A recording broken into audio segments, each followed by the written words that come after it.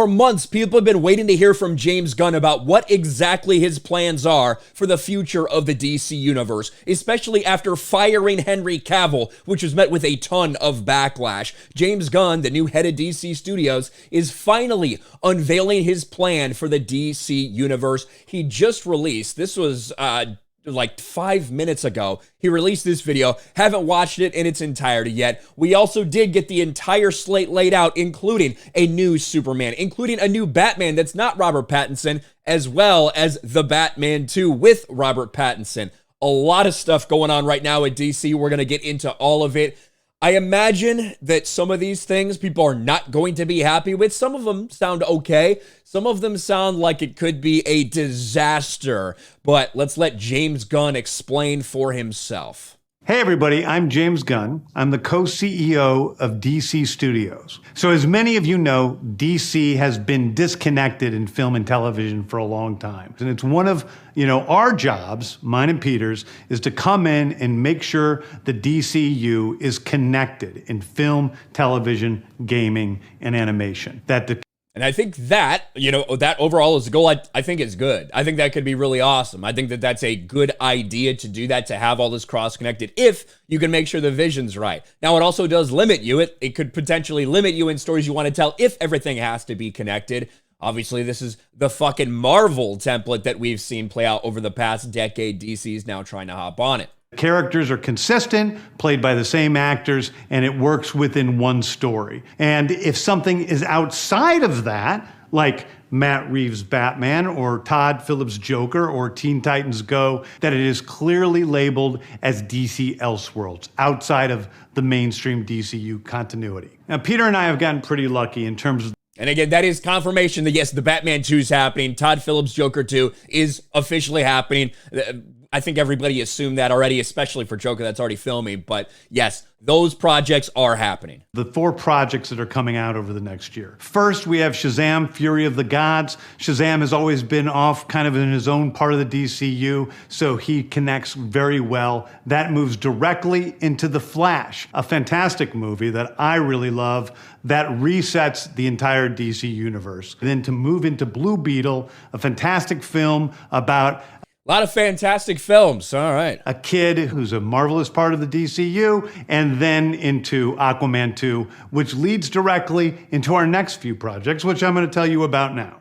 Now, it should be, I want to get to this. Before he announces these, I should say they did address the future for those characters. They were not willing to commit one way or the other who's going to get recast, anything, including Ezra Miller, including James Gunn defending Ezra Miller and saying this. Among those actors is Ezra Miller, the troubled star of The Flash. Safran said the executives remain hopeful that Miller was on the path to betterment. Ezra is completely committed to their recovery, of course, the pronouns. We're fully supportive of that journey. When the time's right, when they are ready to have that discussion, we'll all figure out the best path forward. So definitely not saying no or yes to Ezra Miller. But here's the new things. So Peter and I, along with a group of very talented writers, have started to map out an 8 to 10 year plan of what DC Studios will be in film, television, and gaming. This first chapter is called Gods and Monsters. Now this, what I'm about to tell you, is a part of the first chapter. It's not the entire first chapter. The first project is Creature Commandos. Creature Commandos is an animated series. I've written all the episodes. Something we're going to do that. This looks super James Gunn. Just when you look at these people, it looks super James Gunn. Something we're going to do that's a little bit different at DC is we're going to have characters move into animation, out of animation, usually having the same actor play their voice as who plays them in live action. The next project up is Waller. This is a story of Amanda Waller, played by Viola Davis. Viola Davis is going to team up with members of Team Peacemaker, and this is a story that's been created by Crystal Henry, who did Watchmen, and Jeremy Carver, who created the Doom Patrol. It is a fantastic story that's out of this world, and I can't wait for people to. Of course, all of James Gunn's characters from Peacemaker, they're safe. There's not going to be any reboot there, right? Including his wife. So, congrats to him, I guess. We'll see it. Okay, next up is the big one, the true beginning of the DCU. This is called Superman Legacy. This is being written by me. I'm in the middle of it. I'm having a great time doing it. And Superman will be released into theaters July 11th, 2025. Okay, the next thing is a big... Now, they did reconfirm that this Superman story is not an origin story. One thing that I do think is actually positive about this announcement, I want to go up to this Superman because they did say something in the press junket. They said this. Peter Safran said it's not an origin story. It focuses on Superman balancing his Kryptonian heritage with his human upbringing. He is the embodiment of truth, justice, and the American way. So unlike DC Comics, they're willing to say the American way for this Superman.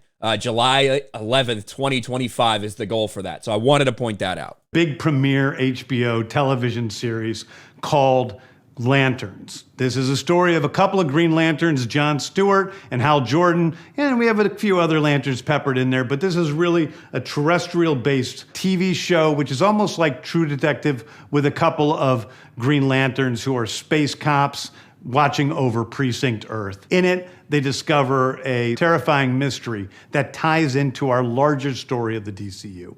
People have been asking for a Green Lantern series for forever, and the one that's been in development for a long time with like Greg Berlanti and Jeff Johns and all that shit, sounds like that's just completely scrapped. This is a new one.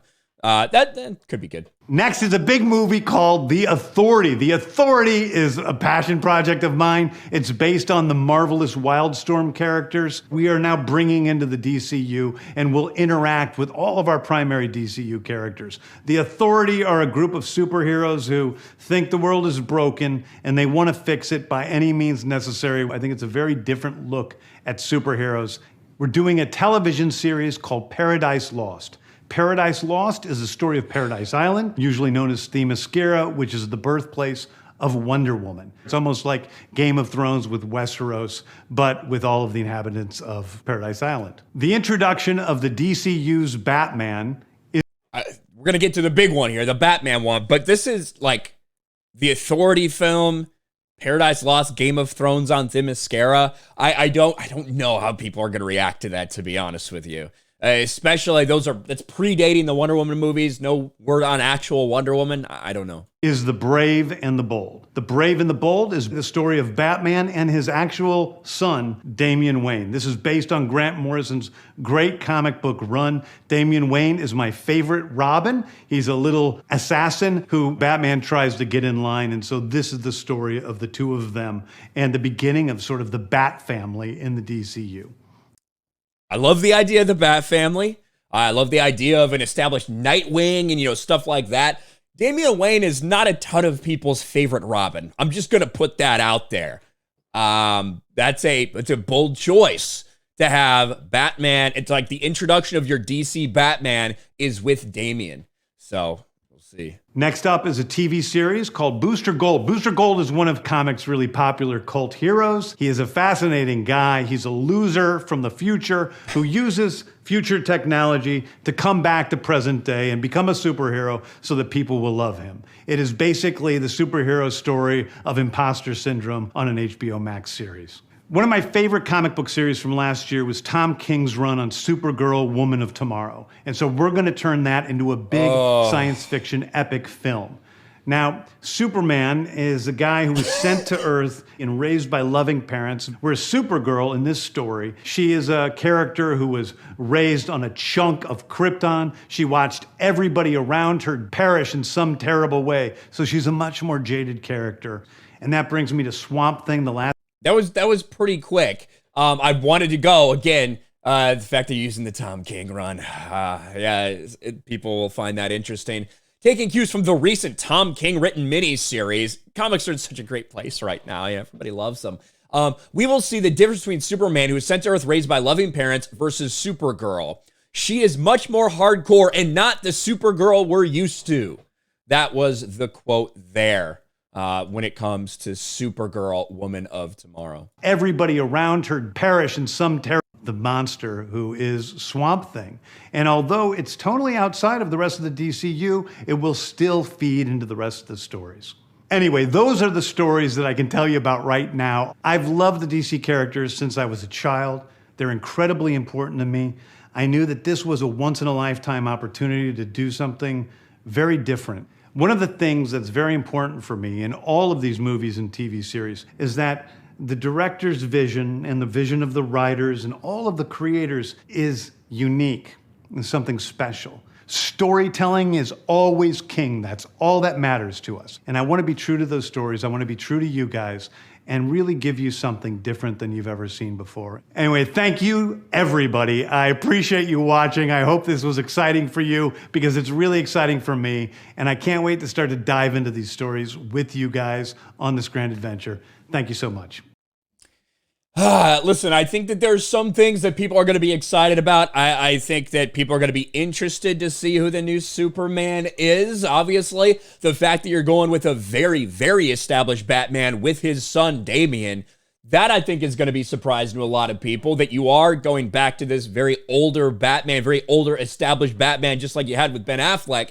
And the Green Lantern series as well. I don't know what people's overall reaction to this is going to be. Very hush-hush as to whether Ezra Miller is going to continue on, which why would you make an announcement that you're moving off him right before his movie comes out? I don't know. What do you guys think about this? What do you guys think about the DC slate that James Gunn and Peter Safran just put out there? I think a lot of people were maybe hoping for a little more. There's a lot of little-known characters there that most people aren't really going to care about. But what about the big announcements? Let me know in the comments below. I can guarantee this. I don't think that this announcement's going to stop some of the criticism out there for James Gunn and their plans for the future of DC. Let me know in the comments below. Smash the like button, subscribe to the channel, ring the bell for notifications, share this video out there, and I'll talk to you later.